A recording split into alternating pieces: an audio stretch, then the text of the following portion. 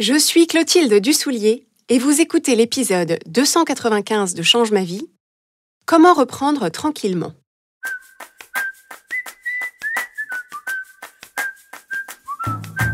Bienvenue sur Change ma vie, outils pour l'esprit. Je suis Clotilde Dussoulier, je suis entrepreneur et master coach certifié. Et sur ce podcast, je vous livre chaque semaine des outils précis et concrets pour comprendre les mécanismes de votre cerveau et de vos émotions et construire exactement la vie à laquelle vous aspirez. Ceci est notre épisode de rentrée après la césure de l'été et je suis très contente de vous retrouver. J'espère que vous avez passé un été reposant, ressourçant, un été pendant lequel vous avez pu à la fois vous détendre et mettre à profit ce moment particulier de l'année pour prendre du recul et vous poser les bonnes questions. J'espère que vous abordez la rentrée avec un corps en pleine forme et un esprit en pleine clarté. C'est en tout cas ce qu'on s'est proposé de faire avec les membres du programme de coaching Change ma vie tout au long de l'été. On leur a apporté les clés et l'accompagnement dont ils et elles avaient besoin pour vivre pleinement leur été. Et maintenant que nous sommes début septembre, c'est le moment de la rentrée pour beaucoup d'entre nous. Bien sûr, selon le pays dans lequel on vit, selon qu'on est soumis ou non au calendrier des vacances scolaires et selon la saisonnalité du métier qu'on pratique, cette période de rentrée peut s'organiser de façon différente, mais globalement, on ressent à peu près tous et toutes à cette période de l'année un mouvement général de reprise. Et cette reprise, pour beaucoup d'entre nous, vient avec une certaine dose d'anxiété et de débordement. C'est cette idée qu'il va y avoir, et qu'il y a peut-être déjà, 1000 trucs à faire, toutes sortes de démarches à effectuer, des inscriptions, de l'organisation, des achats, une logistique à organiser ou réorganiser, des agendas à synchroniser, des réunions à coordonner, des projets à relancer, des dossiers à reprendre. On voit cette période de rentrée comme un long tunnel qu'il va falloir traverser en apnée avec des chaussures de plomb qui pèsent 1000 kilos chacune, une succession de corvées et de galères qu'il va falloir gérer tout du long et 0 moment pour souffler. En m'écoutant décrire cette façon de vivre la rentrée, vous pouvez donc vous demander, est-ce que c'est un peu ça votre état d'esprit? Un peu, beaucoup, totalement? Prenez-en note parce qu'on va voir dans un instant ce qu'on peut y faire. Le deuxième type de difficulté qu'on peut rencontrer au moment d'aborder la rentrée, c'est l'impression que tous les progrès qu'on a faits, toutes les bonnes habitudes qu'on a prises, toutes les chouettes choses qu'on a mises en place pendant l'été, parce qu'on avait plus de temps, parce qu'on était plus détendu, parce que tout était plus simple, toutes ces belles choses vont être emportées en un instant dans l'ouragan de la rentrée. Par exemple, si vous avez profité de l'été pour faire plus d'exercices, pour dormir plus et mieux, et que vous en ressentez les bénéfices dans votre corps, si vous avez cuisiné plus ou mangé des choses qui vous correspondent mieux, si vous avez réussi à prendre du recul et que le stress de l'année s'est dissipé, si vous avez pris le temps de nourrir vos relations avec les personnes que vous aimez et que les vacances vous ont permis de passer plus de temps de qualité ensemble, si vous avez eu un mode de vie très simple, voire même minimaliste pendant l'été parce que vous êtes parti avec peu d'affaires dans un lieu épuré et que vous étiez très bien comme ça, vous pouvez retrouver votre environnement familier au moment de la rentrée avec la crainte de ne plus trouver le temps ni la motivation de faire du sport et des bonnes choses à manger. Vous pouvez craindre de repartir dans les mêmes modes de fonctionnement qu'avant les vacances, à vous coucher trop tard, à vous prendre le bec sur des broutilles, à être stressé tout le temps. Vous pouvez retrouver votre lieu de vie un peu trop en bazar, un peu trop encombré, avec des trucs cassés ou qui ne vous plaisent plus, et vous sentir déjà plombé. En un mot, l'été et les vacances, si vous avez pu en prendre, vous semblent déjà loin, et vous avez l'impression que ce n'est pas possible de prolonger ces effets bénéfiques au-delà du 1er septembre. Est-ce que ça vous parle, ça? Donc si c'est le cas, pas de panique, pas de résignation non plus. On va regarder ensemble ce que vous pouvez faire pour aborder cette rentrée le plus tranquillement possible et préserver ce bel état d'esprit que vous avez cultivé tout l'été. Pour ça, je vais vous proposer 4 pistes très utiles que nous proposons en coaching à cette période de l'année. La première piste, c'est de faire un bilan de votre été dans lequel vous allez lister tout ce qui vous a plu, tout ce que vous avez aimé faire, tout ce qui vous a permis de vous sentir bien dans votre corps, dans votre esprit, dans vos relations, et que vous aimeriez conserver. Une fois que vous aurez listé ça, votre mission, c'est de déterminer pour chacune de ces choses à quoi ça pourrait ressembler en version automne. Parce qu'effectivement, il y a des chances pour que tout ne puisse pas être transposé exactement, littéralement, dans votre quotidien post-rentrée, mais ça ne veut pas dire que vous ne pouvez pas imaginer une version de ça. Il y a un livre illustré que j'ai beaucoup aimé regarder avec mes enfants quand ils étaient plus petits, et qui dépeint une ville et la vie quotidienne de ses habitants tout au long des 4 saisons. Ce que j'aime beaucoup dans ce livre, dont on vous mettra le lien dans les notes de l'épisode, et la raison pour laquelle je l'évoque ici, c'est que, à travers les illustrations, on voit bien que, bien sûr, les personnages font des choses très différentes tout au long de l'année. On voit que l'ambiance, la météo, leurs occupations sont différentes tout au long de l'année, mais chaque saison est célébrée pour ce qu'elle apporte. Les personnages n'ont pas l'air de retenir leur respiration en automne et en hiver en attendant que le printemps arrive. Donc effectivement, on ne peut pas vivre la période de rentrée et l'automne exactement comme on vit la période de l'été et des vacances.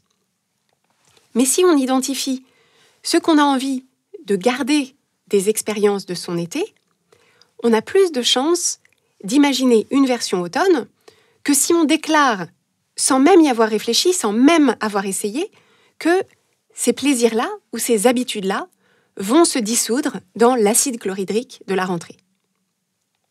Pour ma part, un de mes grands plaisirs de vacances, c'est qu'on a beaucoup de temps, ou en tout cas on prend beaucoup de temps, pour acheter des produits frais et locaux pratiquement tous les jours.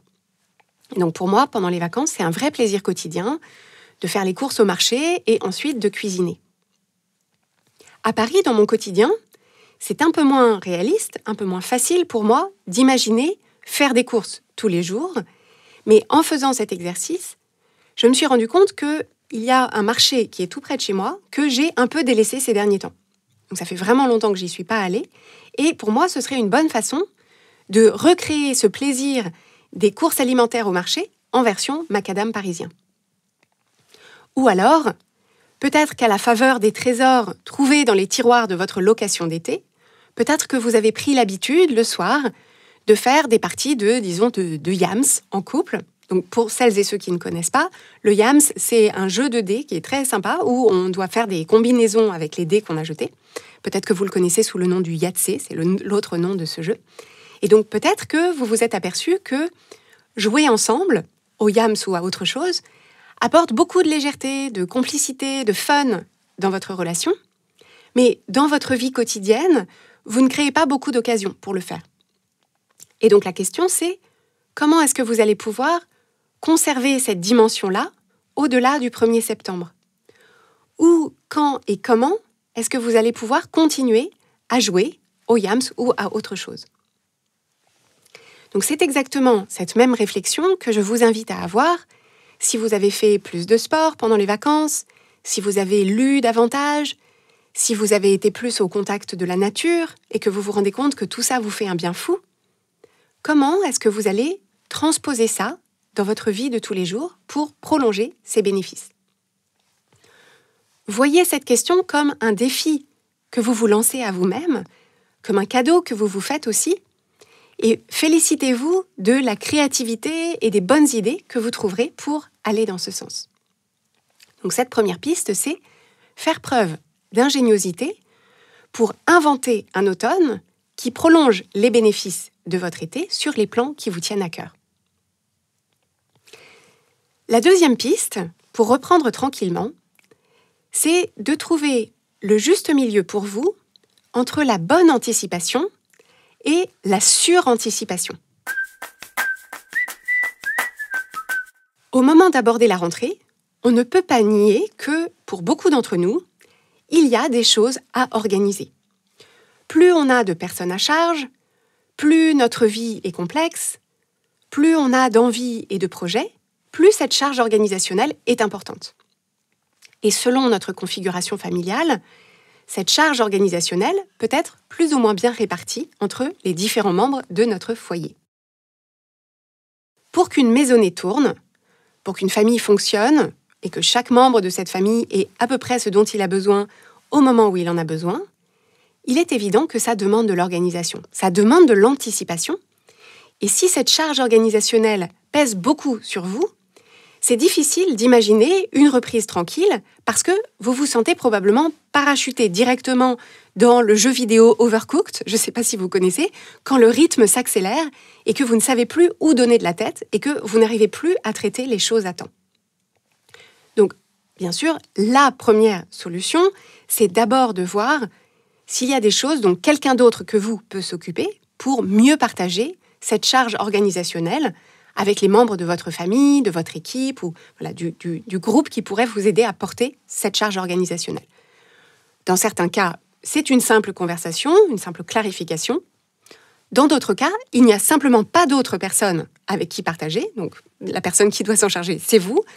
Ou bien, dans d'autres cas, c'est un changement plus profond à mener, ça ne va pas se faire en claquant des doigts et vous allez rester, malgré tout, en première ligne pendant cette rentrée.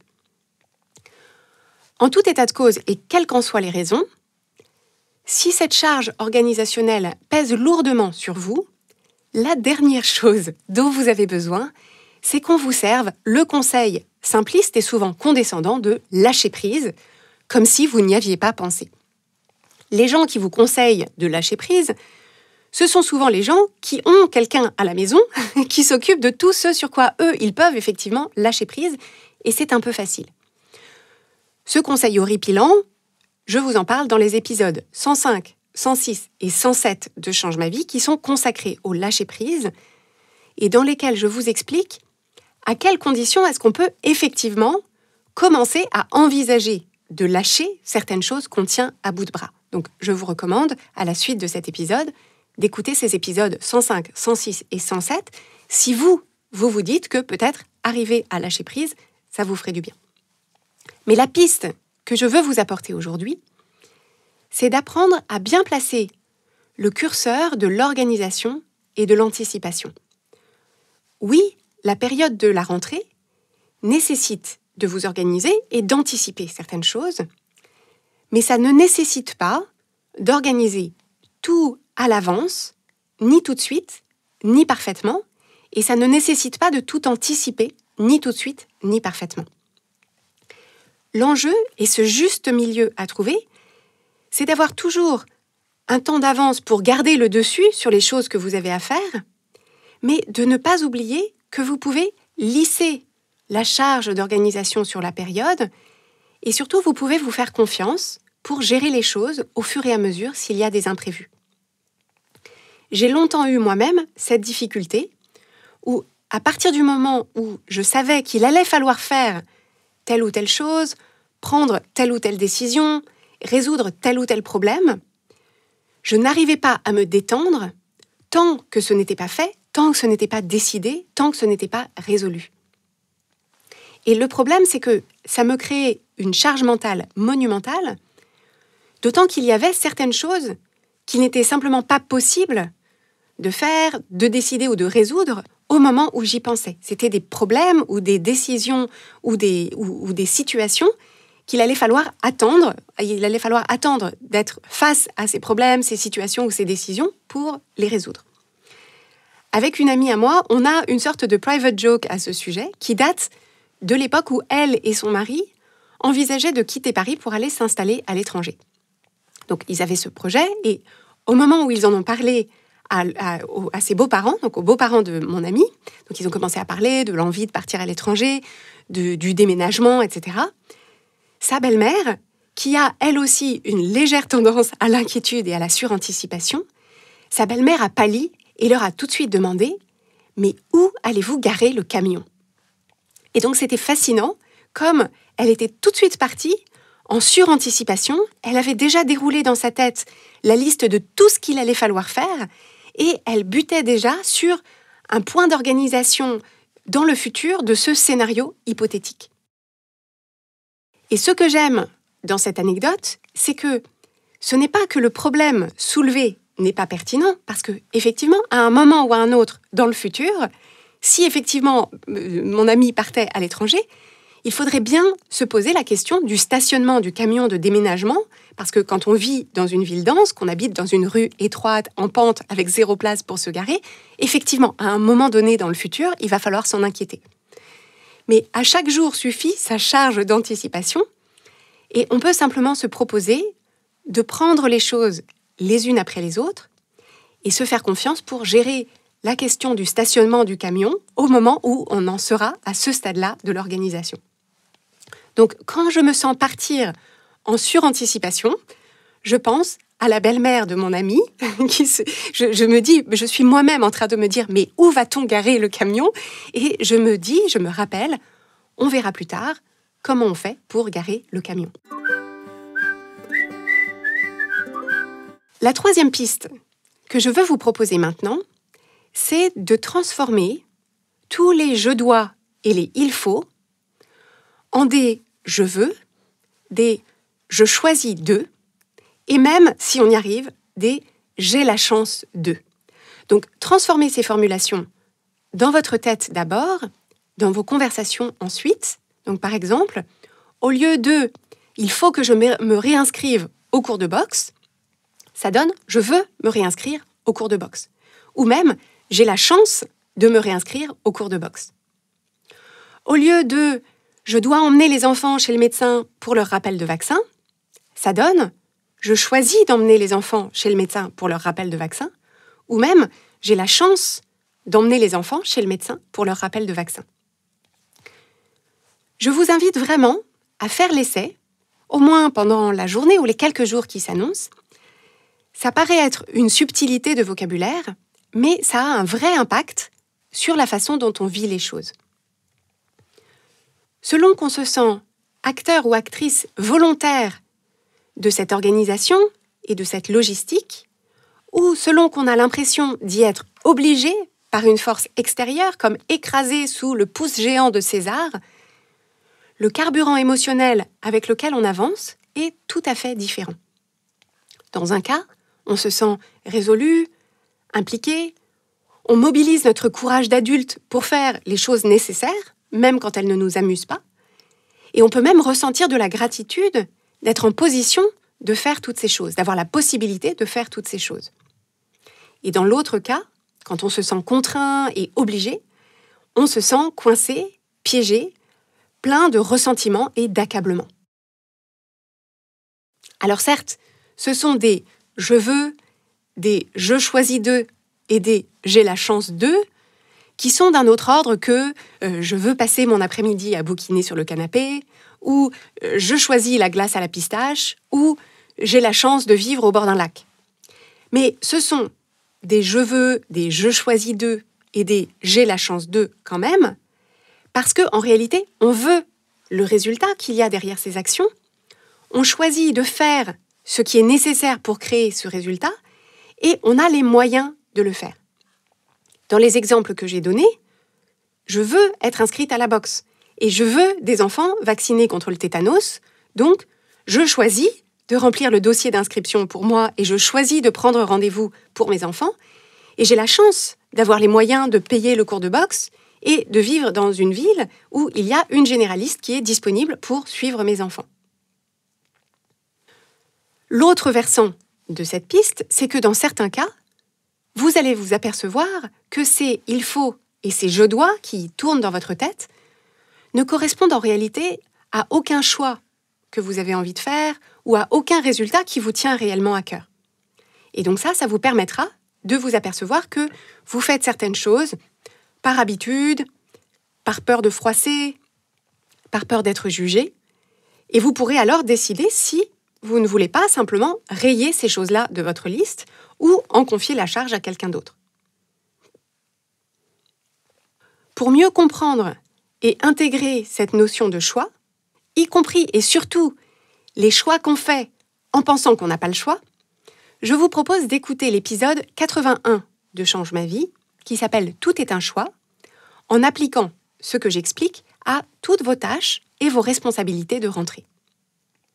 Pendant nos journées d'équipe qu'on a faites récemment avec tous les membres de l'équipe Change ma vie, l'une de mes collaboratrices m'a dit que cet épisode 81 avait tout changé pour elle au moment où elle l'a découvert, et c'était bien avant de rejoindre l'entreprise. Donc, je vous recommande cet épisode 81, ne passez pas à côté.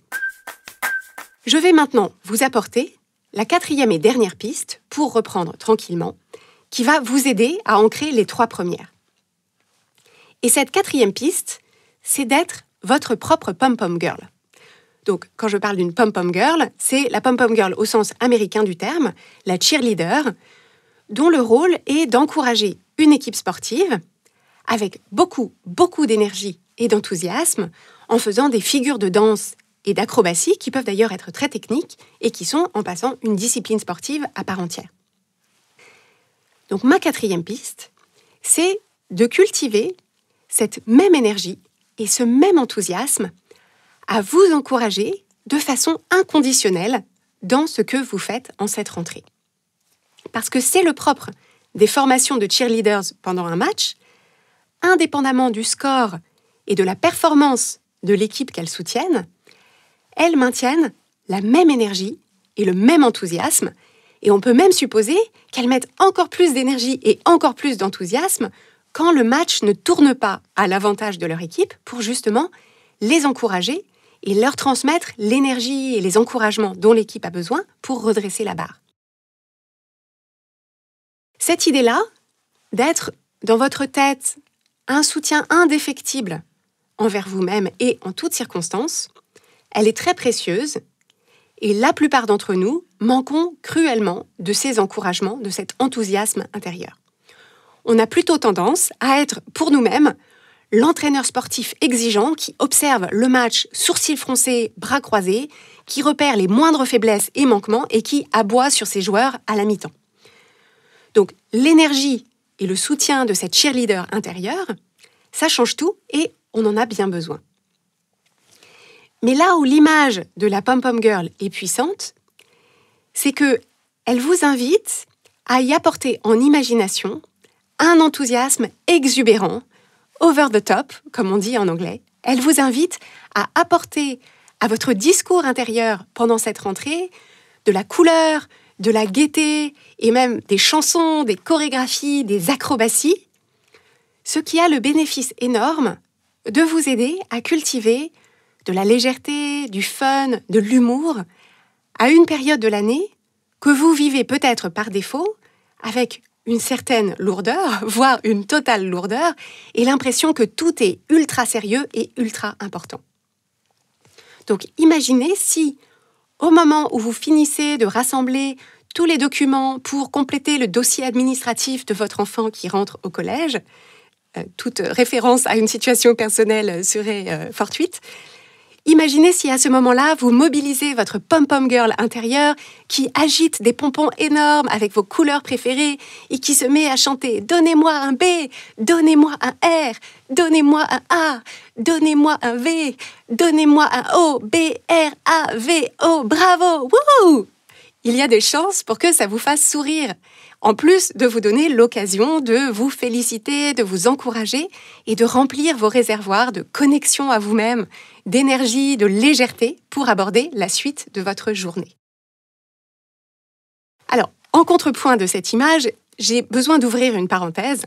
Moi qui ai de fortes convictions féministes, c'est un euphémisme, je m'aperçois en voulant partager cette image avec vous que le concept de la cheerleader, au sens littéral du terme, c'est-à-dire la jeune femme souriante, vêtue d'une jupe très courte et de vêtements moulants, dont la raison d'être est de booster l'ego d'une équipe d'athlètes masculins, est un cliché tellement enraciné dans le patriarcat que c'en est confondant. Mais je n'ai pas trouvé d'autre image aussi parlante. Donc, si vous préférez, vous pouvez imaginer, j'ai pensé aux spectateurs qui viennent regarder un marathon ou une course de vélo, qui sont sur le côté et qui crient des encouragements à chaque fois qu'un coureur ou une coureuse passe. Mais donc ça peut fonctionner. Pour moi, c'est la même énergie que vous pouvez vous apporter. C'est simplement que comme en général, il n'y a pas de chanson, il n'y a pas de chorégraphie, il n'y a pas de pompons, je trouve que ça marche un peu moins bien dans la légèreté et l'exubérance. Mais voilà, je vous livre simplement cette réflexion. Vous pouvez utiliser l'image qui vous parle le plus. Si vous en trouvez une qui fonctionne, n'hésitez pas à la partager avec nous. Ce qui compte, c'est que cette image d'encouragement intérieur, que ça vous apporte l'énergie dont vous avez besoin et que ça vous amuse. Je vais donc vous laisser maintenant, à l'issue de cet épisode, reprendre le cours de votre rentrée le plus tranquillement possible en vous munissant de ces 4 pistes qu'on a vues ensemble. Donc 1. Faire un bilan de votre été et mobiliser toute votre ingéniosité pour en prolonger les bénéfices pendant l'automne. 2. Apprendre à trouver votre juste milieu entre la bonne anticipation et la suranticipation. 3. Remplacer les « je dois » et les « il faut » par des « je veux », des « je choisis d'eux » et des « j'ai la chance de ». Et 4. Être votre supporter, le ou la plus inconditionnel, le ou la plus exubérante. Je vous souhaite une excellente reprise et on se retrouve jeudi prochain pour un nouvel épisode.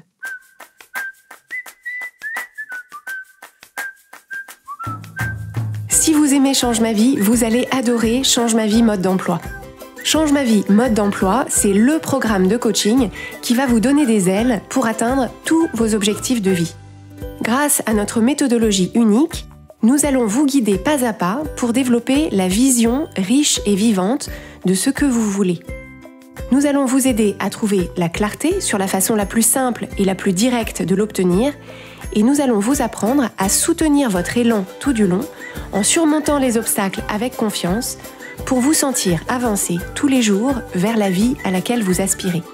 Si vous écoutez Change ma vie, c'est que vous savez que vous avez une vie extraordinaire à vivre. Une vie qui a du sens et un impact, et c'est notre mission et notre passion de vous y aider. Je vous donne donc rendez-vous dès aujourd'hui sur changemavie.com/coaching pour avoir toutes les informations.